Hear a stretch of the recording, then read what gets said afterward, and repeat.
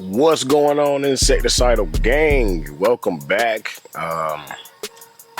Had a couple people reach out to me and say that they really enjoy the long form content, so I'm back. It's 7 a.m. again because it is way too hot to record in the middle of the afternoon. And as you can see, I'm back talking about Flytraps. This is my no-nonsense guide to growing Venus flytraps. Some of this stuff will apply across the board, despite where you live. Well, most of it really will, but like I say, you gotta have common sense. So we'll get right into it. I'm just gonna, I got a couple of my potted flytraps sitting right here on the table. Of course, they were the easiest ones to bring over for this video. Most notably the bog of Lowe's Flytraps that I built with my kids in 2023. You can see everything is still alive and well, and it's growing, they're spreading, it's getting huge.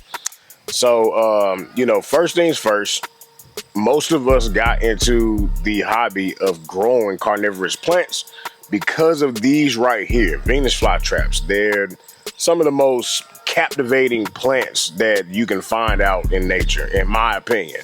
They actually move in real time.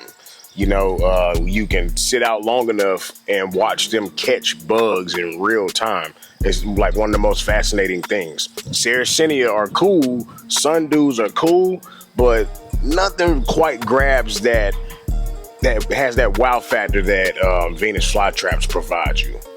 So, I'm gonna go through some of my personal growing tips. I'm gonna try to make this quick. First and foremost, like we talked about on the last video, is watering. It's a big topic. Again, low mineral water. If you have a tap water TDS of less than 50 ppm, it's completely safe to use. Completely. I'm here to tell you, my tap water is less than 50 ppm, and I use it 80% of the time. I do have a rain barrel over there that's kind of empty right now, so I'm using tap water. I'm not going to buy distilled water because my tap water is usable. Sorry about that. Now, I will say from 50 to 100, it's also usable. But this is where you have to, kind of start adding little things here and there to your process so that your plants don't die. One thing would be flushing the soil. Now, whether you grow them inside or out will determine how often you need to do this. If you're growing your plants outside and they get rained on regularly, you never have to flush your soil. You can water them with the tap water from 50 to 100 ppm, and then when Mother Nature rains, that's gonna be flushing your pots out with no worries. If you're growing inside and you use the 50 to 100, you're gonna have to manually flush the soil yourself. I would say probably once a month is probably safe, depending on how high the TDS is. But again, like I said, I run a water hose out to my plants, especially this one, the bog. This one is on a closed loop, so everything that goes in it stays in it. So, in the winter, the winter and spring where we get heavy rainfall in my area, this thing's just getting flushed out because it's got a couple drain holes around it. So once it's full of water drains out of it, which, initiates the flushing process. So since I'm talking about this bog, let's go to the pots. You have plastic pots. These have drain holes on the bottom. As you can see, water draining out of them because I watered my plants yesterday. And then same here, you got drain holes in the bottom. These are all 3.5 by 5 inch pots. Venus flytraps they have long roots. They don't grow very big and bushy roots like Sarracenia do.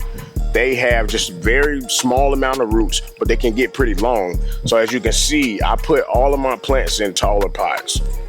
Something where the plant's up here and it's got, 5 or 6 inches of root room. Same thing with this. You can tell that this pot is probably 6 inches, 6.5 inches tall.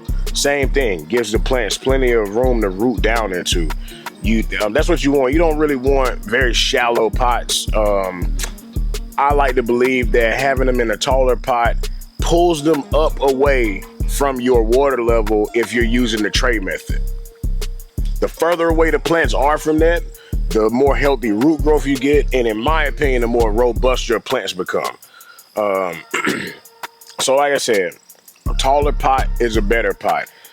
You know, I don't have one right here right now, but a lot of people you see in the groups, what do I do when I get a death cube? You know, when you get the little Venus Flytrap in the box or the cylindrical container, I repot those immediately. Reason being is they usually come in a 2-inch pot that's like that big. The plants in the store don't have a way of knowing what season it is. They don't know whether it's dormancy. They don't know if it's spring. They don't know if it's summer. So just repot them straight up. And, you know, what I've noticed is they never get set back. You know, I take them, I snatch them out of that. I clean the roots completely off, naked. Pot it into fresh medium in one of my bigger pots, and they take off. Just like that. So, again, you get those death cubes home, repot them into a taller pot. The reason we're gonna do that is because we like to keep that plant up away from the water source. You need some separation in there. That allows for strong root growth, and it decreases the likelihood that you develop crown rot, especially in these Flytraps and Sarracenia for that matter. They don't like their bulbs and the rhizomes sitting in water. So taller pots pull those away. It makes those roots reach down. The more robust that root system is, the bigger that plant's gonna get.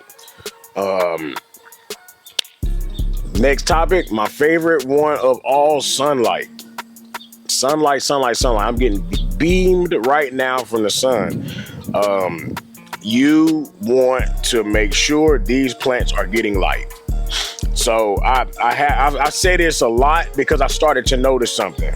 You can put a plant under LED lights. Even the weakest lights, like I have some Barina LED T8s, if I remember correctly, that I had a couple Flytraps under. Did they color up? Yes. They got red traps, they got this, they got that, blah, blah, blah, blah, blah. But they didn't grow right. And that's because LED lights do possess the ability to color your plants up. Just wild, beautiful colors that they can gain under LED lights. But what you're really looking for when it comes to knowing if your lights are strong enough is the growth habit. Look at these Flytraps. Look at all of them. You see how they grow? You know, you have a skinny leaf structure. And of course, this is cultivar dependent. Some cultivars don't grow like this, but I like to talk about the majority versus the exception. So as you can see, every Flytrap on this table is growing the exact same with the exception of that one right there. Majority rules. So you have, you know, these long, skinny petioles. That's the leaf structure with nice, sizable traps on them.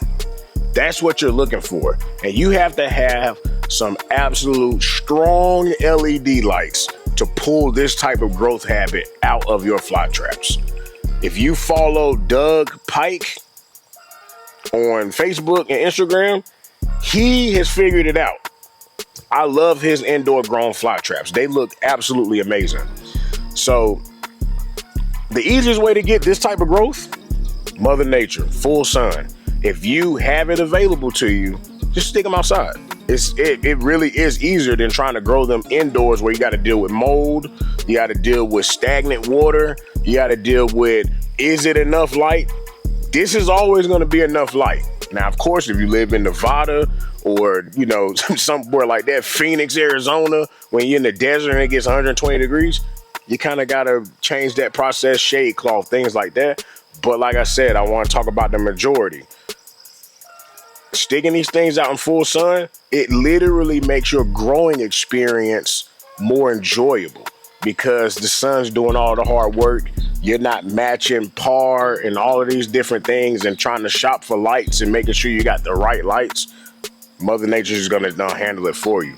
But I will tell you, I can't stress enough that you cannot bend this rule. You can't bend the full sun rule, whether it be really, really strong LEDs or Mother Nature, they have to have full sun and as much of it as you can provide. My plants sit in the path of the sun. The sun is right here on the left side of my face. It's gonna go over my head and then hit the right side of my face if I sat here all day. The sun arches completely over my yard, so at least 12 hours of full sun, and you can see they handle it like champs. So, you know, I can't stress enough, full sun. You can't bend that rule. No matter how hard we try as humans to say, okay, well, maybe 2 hours will be just enough. It's not. You know, 6 hours is on the low end. Most people say 8 and above, and you'll get really fantastic growth, big traps, the little small petioles, and just overall really quick, snappy traps closing and things like that.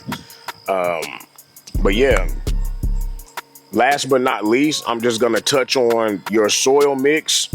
Talked about this before. I have a few videos that I'll link on how to make your own soil. I use my rate of things. What's easy, 50% organic peat moss, 50% organic perlite. Organic meaning it has no added fertilizers to it. You can get that, then compressed bales at like Lowe's, Home Depot, and Walmart. If you're here in the United States, you can get a bag of black gold from like Tractor Supply. You can get the bales from Tractor Supply or your local garden centers. But you want organic peat moss. You want organic perlite. If you like to put sand in your mix, you can do that too. You can do 2 parts peat, 1 part perlite, 1 part sand. That still gives you a 50-50 mix. Some of us, like I've been experimenting with going a little heavier on the peat. So I've been doing 2 to 1, but that's about the max that I'll go. This is gonna really depend on where you live. Some of my friends over in California, they use a heavier peat mix because their air is a lot drier than ours here. So they'll go 4 to 1. And that's fine because their sun, their lack of humidity is going to dry that peat back down. That's what the main goal is. You want to keep it airy, and you also don't want it to stay super saturated for too long. So that's the reason that we mix perlite and things like that into it. It's actually not needed. I know a couple people that grow in 100% peat. Some of my Saracenian seedlings indoors are in 100% peat as well. They'll grow like that. You just have to manage the water. And, you know, that'll be my last point, managing the water. You want to let these pots dry down a little bit. Like I said, I just watered these yesterday, so that's why they're dripping right now.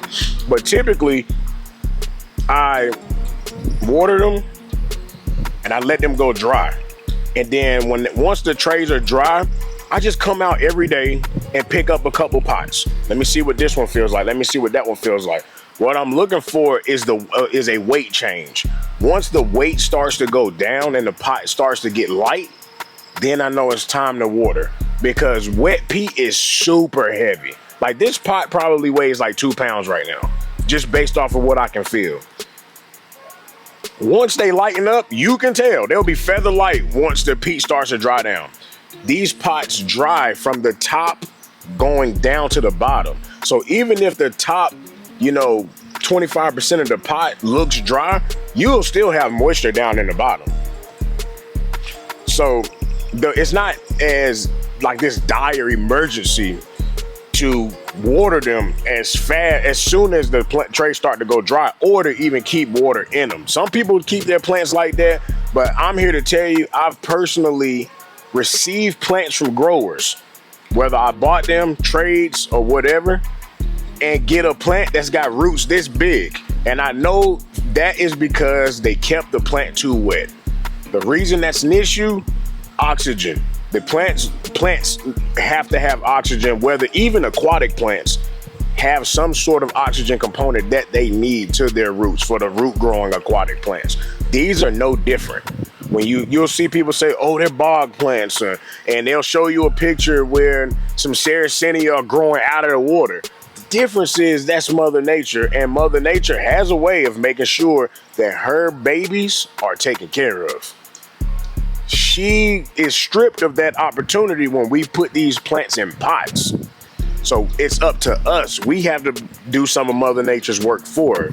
And that is making sure the plants have good oxygenated soil. If you take some plants you'll put in bogs, if you keep those bogs too wet like this, that don't have any type of drainage, the roots won't grow down there because there's no oxygen down at the bottom of the pot.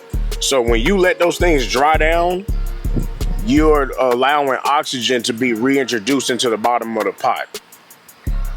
That's all I'll say about that. Before the video ends, I'll zoom in on some of these fly traps so that you guys can see a close-up view of them. And we'll be back with another one of these whenever it's not blazing hot outside. I appreciate y'all checking it out, and I hope y'all have a great day. So here's some of the fly traps that we had on the table in today's video. I just love this one. It's a nice looking plant. Something's getting digested in that trap right there.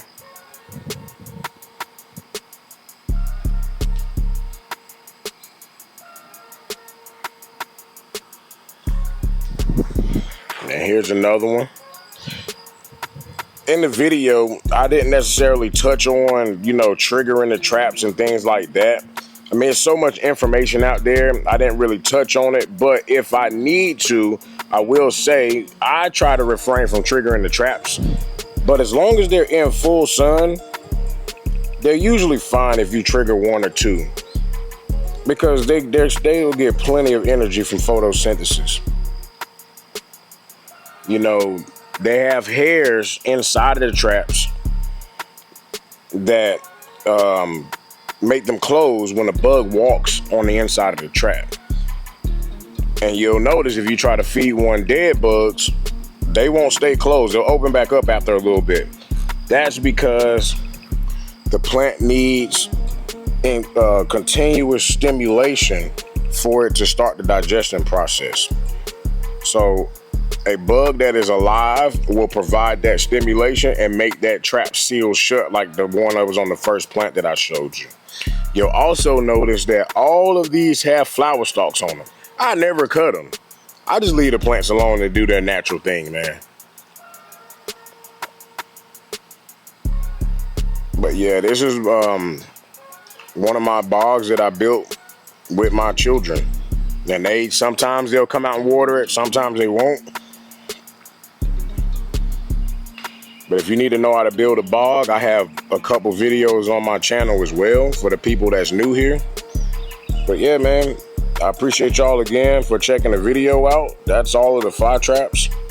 I've got a couple more here in the bog I'll show you.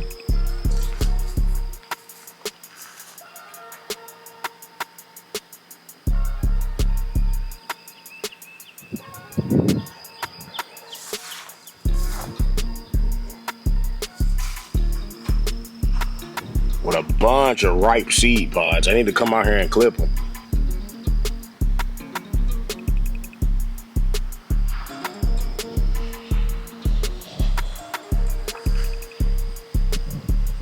All right, y'all, insecticidal out.